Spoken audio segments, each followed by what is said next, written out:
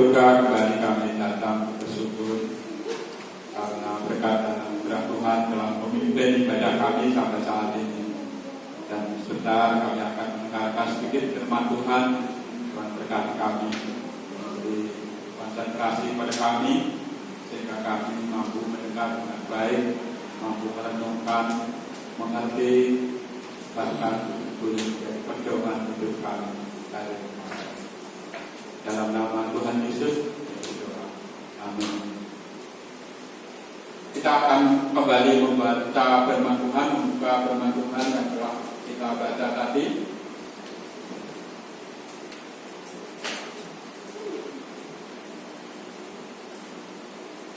Mungkin judulnya sangat keren, The Extra Mile. Nah, saudara, judul ini saya ambil dari koran yang saya baca, dan di situ diceritakan sebuah perusahaan yang akhir-akhir ini begitu maju karena perusahaan itu melayani dengan lebih baik.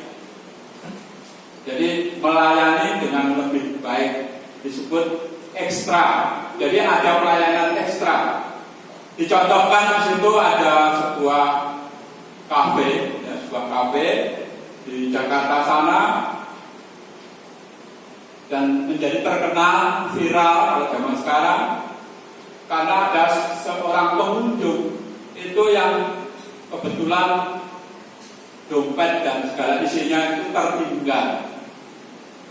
Nah, waktu tertinggal ini si pelayannya tahu, dan si pelayannya memberitahu bosnya, dan si pelayannya mengambil inisiatif untuk mengantar dompet. Karena dompet ini ada uangnya, ada macam-macam isinya. Saudara, bosnya sangat setuju, silahkan diantar sampai di tempat. Walaupun di situ juga mungkin ada nomor kontak, tidak diberitahu. Jadi diantar sampai tempat, dan pelayan itu mengucapkan terima kasih atas kunjungannya, dan saya datang ke tempat ini untuk mengantar barang yang tertinggal di kafe kami. Saudara, pelayanan ekstra itu memang sekarang itu perlu kita lakukan dalam kehidupan saya dan saudara. Saya ini membeli koran itu tidak berlangganan, murah tapi. Jadi koran Kompas itu kalau beli eceran itu 4.500, kalau Jawa dengan itu 4.500. Saya itu sejak sini itu dikasih harga 4.000. Dan pedagangnya itu mungkin saya nggak tahu kasihan pada saya atau gimana, memberi kepastian pada saya, Pak, dengan setiap kali membeli itu pasti ada, karena disisihkan satu, pasti ada. Senang ya. Membeli itu kan ya kadang-kadang ada, kadang-kadang tidak. Tetapi Pak Koran ini melihat ke saya itu setia membeli, jadi membeli pasti ya, Pak, silahkan. Pokoknya saya itu kan mesti, saya beritahu, saya ditanya, Bapak kapan mengambil koran? Pak, saya mengambil itu pasti, Pak. Itu hari Selasa, Kamis, dan Sabtu. Kenapa hari itu? Memang saya itu ingin membaca koran yang habis ya. Tidak sekedarnya, tapi akan saya baca semua, dan saya membuka satu koran itu 2 hari.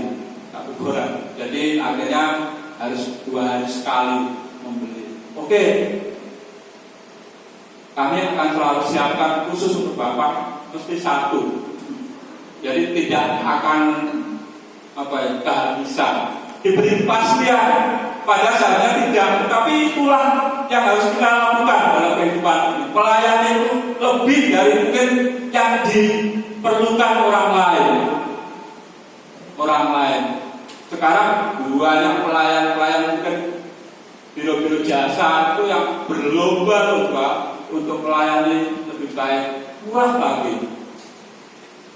Saya itu waktu radio khusus saya yang ada radionya itu yang memang itu Nokia rusak, saya bingung sekali, karena nggak bisa dengar radio berita yang setiap hari saya dengar. Akhirnya saya mendapat iklan itu dari sebuah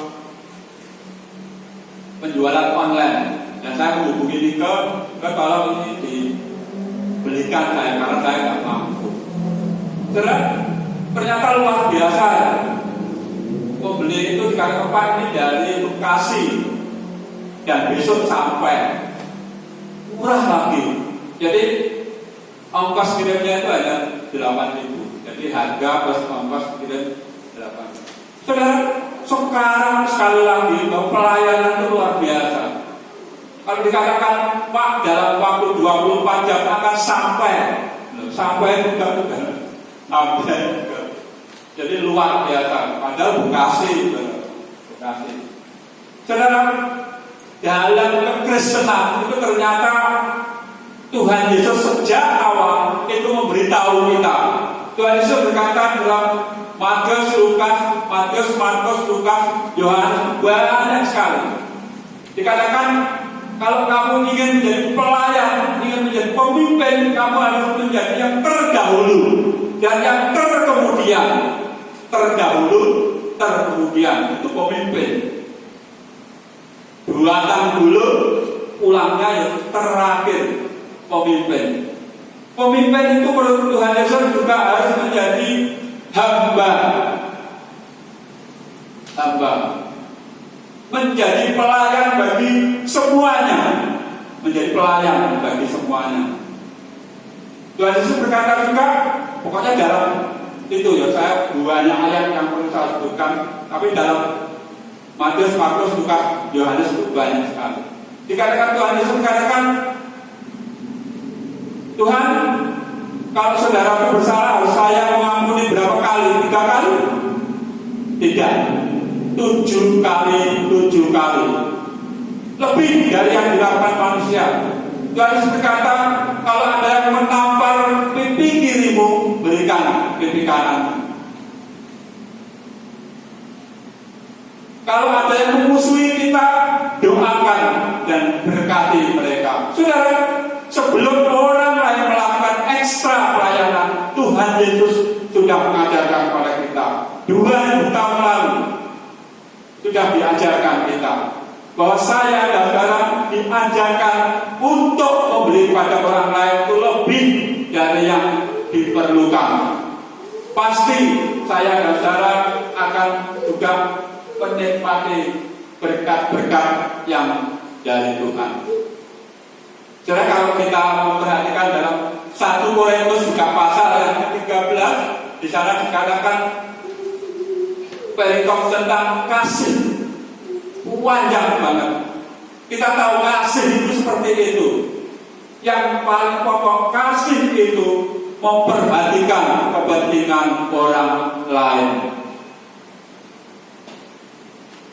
Saudara, pagi ini saya mendapat kabar dari pendeta yang melayani di gereja Jabon yang tahun lalu saya berkunjung ke sana karena pendeta yang meninggal itu, bahwa sampai pagi ini itu di Malang sana masih ada yang namanya gempa, masih ada. BMKG kemarin itu berkata bahwa gempa ini adalah gempa sub. Artinya kalau sub itu bukan gempa utama. Jadi lempengan-lempengan itu yang kecil-kecil itu bergerak, yang utama ini belum. Memang ada kemungkinan yang utamanya akan jebol juga. Nah, diharapkan saya dan saudara itu untuk waspada dan jangan percaya hoax yang beredar. Pendeta Boy yang di Jabon berkatakan, doakan kami walaupun gereja tidak rusak total, tetapi harus dibersihkan karena retak-retak. Di sana gerejanya bagus sekali, itu buatan Belanda, saya tahu persis karena sering ke sana waktu muda, bagus sekali. Tetapi toh retak-retak. Jemaat kan juga begitu, rumahnya banyak yang roboh, baik jemaat maupun warga sekitar. Waktu saya berkunjung ke sana itu memang namanya pegunungan, ya. Jadi rumahnya itu asik juga, satu di sini, itu di bukanya sana. Pokoknya nggak ada yang rata, 2 atau 3 rumah, semuanya bersusun-susun. Dan wajar saja karena pusat gempanya itu di Malang Selatan, wajar saja ada kerusakan yang mungkin parah. Di Blitar juga begitu, ada kantor DPRD, kantor bupati juga rusak, termasuk RSUD di Blitar. Saudara, mari kita minimal mendoakan mereka, memberi sesuatu yang mungkin diperlukan mereka, yaitu doanya.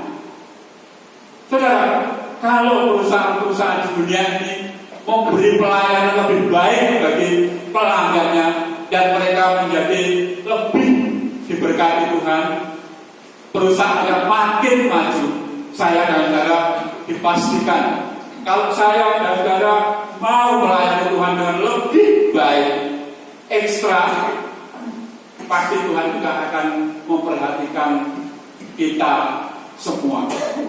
Saya akan membaca dalam Yohanes 15 ayat 12. Demikian berkata firman Tuhan, Yohanes 15 ayat 12. Demikian firman Tuhan berkata, inilah perintahku, yaitu supaya kamu saling mengasihi sama seperti aku mengasihi kamu. Saudara, kasih yang kita berikan kepada orang lain itu sudah ingin dikasih orang lain. Sesungguhnya karena semata-mata Tuhan Allah telah mengasihi kita. Tuhan Allah telah memberi ekstra kasih-Nya kepada kita melalui pengorbanannya. Saudara, saya senang seorang teman pendeta berkata bahwa di dunia ini tidak ada tokoh yang sebesar Tuhan. Semua tokoh baik agama maupun tokoh di dunia ini hanya punya 2 peringatan, yaitu peringatan kelahiran, peringatan kematian. Tapi Tuhan Yesus memiliki 3. Tidak ada di dunia yang memiliki 3 peringatan. Yang pertama ya pasti ya kelahiran, kematian. Yang satu apa? Kebangkitan. Jadi kebangkitannya itu menunjukkan bahwa Tuhan itu mengasihi kita. Tuhan Yesus berkata, aku dulu ke sana, ke surga, untuk menyiapkan tempat bagi kamu. Memberi ekstra, saudara. Bapak Ibu Saudara yang dikasihi Tuhan, mari kita kembali kepada ayat-ayat yang kita baca tadi. Melalui ini Paulus mengajarkan kepada kita untuk memberikan sesuatu yang lebih baik dari orang lain.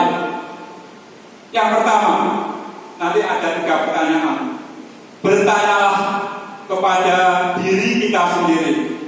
Apakah saya, saudara, sudah memberikan yang terbaik bagi Allah, sesama, dan diri sendiri? Ayat yang kelima, ujilah dirimu sendiri. Apakah kamu tetap tegak di dalam iman? Selidikilah dirimu. Apakah kamu tidak yakin akan dirimu bahwa Kristus Yesus ada dalam diri kamu? Sebab jika tidak demikian, kamu tidak tahan uji.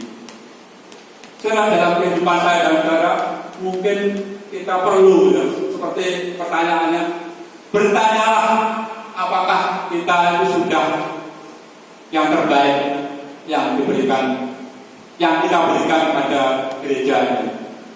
Tuhan Yesus tadi katakan kalau ingin menjadi hamba yang baik, itu harus menjadi yang terdahulu dan menjadi yang terkemudian. Artinya yang paling dulu datang atau yang paling dulu pulang. mungkin gereja kita tidak banyak ya pelayanannya, apalagi di masa-masa pandemi ini. Tetapi sebenarnya di gereja itu banyak kegiatan yang mungkin bisa kita lakukan.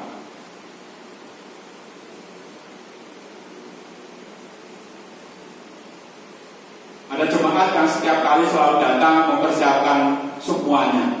Ada saudara yang selalu mempersiapkan sebaik-baiknya. Walaupun begitu mungkin yang namanya elektronik tidak kadang-kadang tetap terkendala. Jadi itu penting dalam kehidupan saya dan saudara. Bertanyalah, apakah yang saya lakukan selama ini sudah menjadi yang terbaik di antara sesama kita? Ujilah dirimu. Jangan saling mungkin mengkritik, karena mungkin kita belum memuji diri kita sendiri. Yang kedua, saudara, bertanyalah apakah kita yang kita buat atau kita kerjakan itu merupakan suatu kebenaran. Kebenaran.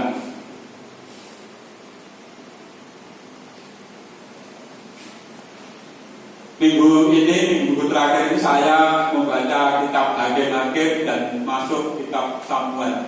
Samuel adalah hakim terakhir bangsa Israel. Saudara, selama bangsa Israel itu dipimpin oleh hakim-hakim, khususnya di Hakim-Hakim ini ada dua ya. Saya akan baca satu saja. Hakim-Hakim 21 ayat 15 dikatakan demikian, saudara. 21 ayat 15 demikian. Hakim-Hakim 21 ayat 25, maaf. Pada zaman itu tidak ada raja di antara mereka orang Israel. Setiap orang berbuat apa yang benar menurut pandangannya sendiri. Saudara, orang itu pasti, saudara, berbuat sesuatu itu benar menurut pandangannya sendiri. Di Hakim itu banyak kata-kata seperti itu. Setiap orang bahasa Israel selalu berbuat sesuatu yang menurut mereka benar menurut pandangannya sendiri. Suatu saat ada keluarga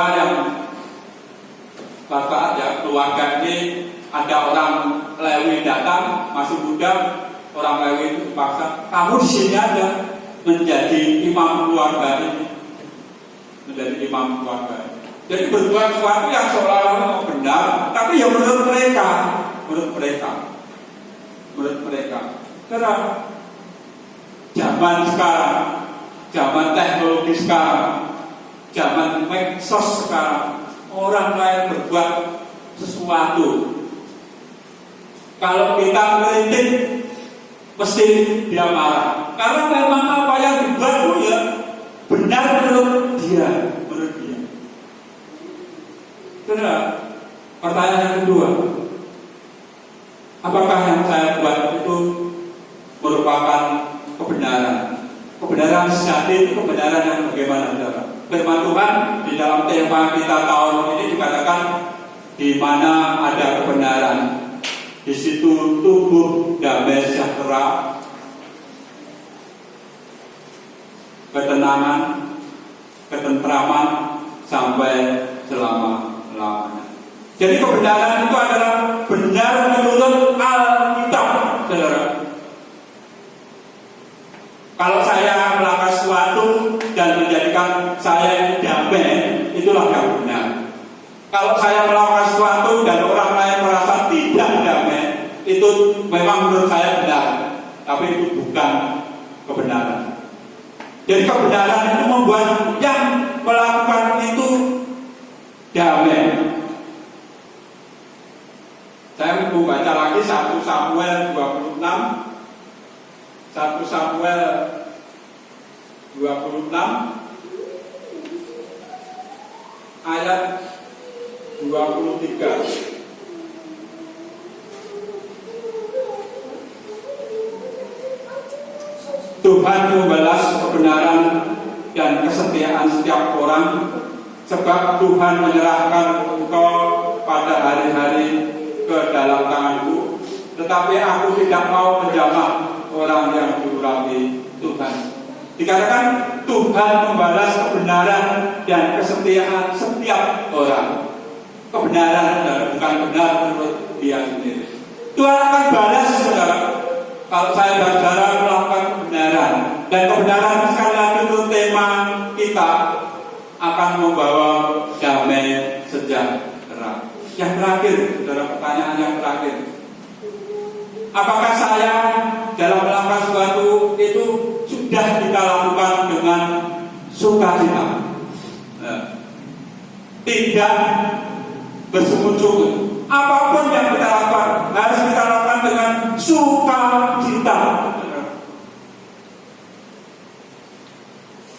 Saudara, saya betapa senangnya ya penjual koran itu mengatakan, Pak, pokoknya hari itu yang Bapak tentukan beli itu pasti ada. Saudara, saya sebelum diberitahu itu, saya itu telat sedikit, ya, namanya koran Kompas itu habis, seletik aja habis. Jadi biasanya saya itu kadang-kadang pagi-pagi benar koran itu baru datang, saya ke sana dan mendapat. Tapi karena mungkin penjual melihat saya rutin membeli, ya jadi diberi itu. Jadi Pak, silakan pokoknya hari itu saya sisakan satu. Ya, saya juga harus bertanggung jawab ya. Punya uang, nggak punya uang 4.000 kalau hari itu, ya mesti ngambil. Walaupun kadang-kadang ya sekarang agak siang ya. Agak siang, mungkin setengah 8, tapi nggak lebih dari jam 8. Kalau sebelum diberi kepastian, saya sering kali tidak kebagian. Termasuk jauh ya Pak, jadi saya itu tempatnya Proliman, toko Timur Bersaudara apa itu, toko buku. Jauh. Kalau di Kediri tempat saya itu, saya keluar jalan besar aja ada 2 orang di Kediri, lebih banyak orang 2 orang. Bahkan di jalan itu ada 1, 2, 3, 4. Jadi keluar desa itu ada jalan raya kecamatan, itu penjual koran. Jam berapa pun ada, koran apa saja ada. Jadi itu segala sesuatu kita lakukan dengan sukacita. Seperti penjual menyiapkan saya dengan sukacita, walaupun mungkin hari itu saya terlambat mengambil. Apapun yang saya lakukan, bertanyalah pada diri sendiri, apakah saya melakukan segala sesuatu itu terpaksa atau dengan sukacita. Ayat yang ke-11, akhirnya saudara-saudara, bersukacitalah, usahakanlah dirimu sempurna, terimalah segala nasihatku, sehati sepikirlah kamu, hiduplah dalam damai sejahtera, maka Allah sumber kasih dan damai sejahtera akan menyertai kamu. Segala sesuatu yang kita lakukan harus kita lakukan dengan sukacita. Termasuk sekarang, saudara, kita ke mana-mana harus tetap memakai masker. Kita kemana-mana harus tetap menjaga jarak. Lakukan itu dengan sukacita. Jangan merasa terpaksa, karena sungguhnya saya dan saudara sedang membantu pemerintah kita. Saya merasakan ya, di mana-mana mungkin program vaksinasi di negara kita itu terhambat. Karena memang produksi vaksin sangat terbatas. Di negara-negara sana, di Eropa khususnya sekarang sedang dinamakan fase ketiga. Jadi penyebarannya begitu masif COVID ini. Kita bersyukur di negara kita mungkin sedang landai. Tapi tetap saudara, apapun yang diperintahkan kita, negara kita memakai masker, menjaga jarak, jarang-jarang keluar rumah, kita taati. Karena kalau saudara mentaati dengan sukacita, berkat pun kita nikmati, karena itulah janji Tuhan. Dikatakan sekali lagi, Allah sumber kasih dan damai dan sejahtera akan menyertai kita semua. Mari kita berdoa. Bapa kami yang di surga, kami bersyukur Tuhan karena firman Tuhan pada saat ini boleh mengajarkan kami untuk bagaimana kami harus melakukan yang terbaik bagi kehidupan kami. Kalau dunia ini sekarang sedang berlomba-lomba untuk berbuat baik karena usaha mereka. Mereka pasti punya rancangan. Kalau mereka melakukan yang terbaik, mereka akan mendapat yang terbaik juga. Tetapi firman Tuhan berkata, sesungguhnya Tuhan sudah memberikan yang terbaik untuk kami semua. Keselamatan yang mungkin tidak kami dapat di dunia ini. Tuhan memberikan yang terbaik bagi kami. Dan seharusnya apapun yang kami lakukan, kami juga ingin melakukan yang terbaik untuk dunia ini, untuk sesama kami. Waktu kami menyembah Tuhan, kami juga melakukan yang terbaik. Sekali lagi Tuhan, kami berdoa bangsa dan negara kami yang saat ini akan terus menggerakkan program vaksinasi. Tuhan berkati bangsa dan negara kami. Dana yang diperlukan untuk program ini pasti sangat besar. Kiranya Tuhan berkati pemimpin bangsa kami, sehingga program vaksinasi ini boleh berjalan dengan baik. Kami berdoa juga Tuhan, saudara kami yang di NTT, NTB, yang beberapa hari yang lalu terkena musibah banjir dan longsor. Tuhan menolong mereka. Rencana relokasi mereka Tuhan juga berkati. Dana yang diperlukan Tuhan juga berkati bangsa kami. Kami juga berdoa Tuhan untuk saudara kami yang berdampak karena gempa bumi yang terjadi kemarin. Kami berdoa untuk saudara kami di Super Jabon, Gereja Baptis Super Jabon, juga masyarakat di sana, jemaat di sana. Kiranya Tuhan juga memberi yang terbaik. Tetap mereka tetap bisa bersuka cita. Sekali lagi Tuhan, kami mengucap syukur kesempatan pada saat ini kami boleh beribadah dengan sukacita. Lalu sebentar kami akan kembali ke rumah kami masing-masing. Tuhan memimpin menyertai perjalanan kami. Juga kami berdoa Tuhan, jauhkan kami dari wabah COVID yang masih menebar di mana-mana, sehingga kami tetap dengan sukacita, dengan rela hati untuk mematuhi protokol kesehatan yang ada. Berkati kami, perjalanan kami, kehidupan kami hari lepas hari. Kami berdoa saudara-saudara kami yang tidak bersama-sama kami, dimanapun mereka berada, dimanapun mereka beraktivitas, Tuhan juga memberkati aktivitas mereka masing-masing. Tuhan berkati engkau dan melindungi engkau. Tuhan menyinari engkau dengan wajahnya dan memberi engkau kasih karunia. Tuhan menghadapkan wajahnya kepadamu dan memberi engkau damai sejahtera. Dalam nama Tuhan Yesus kami berdoa.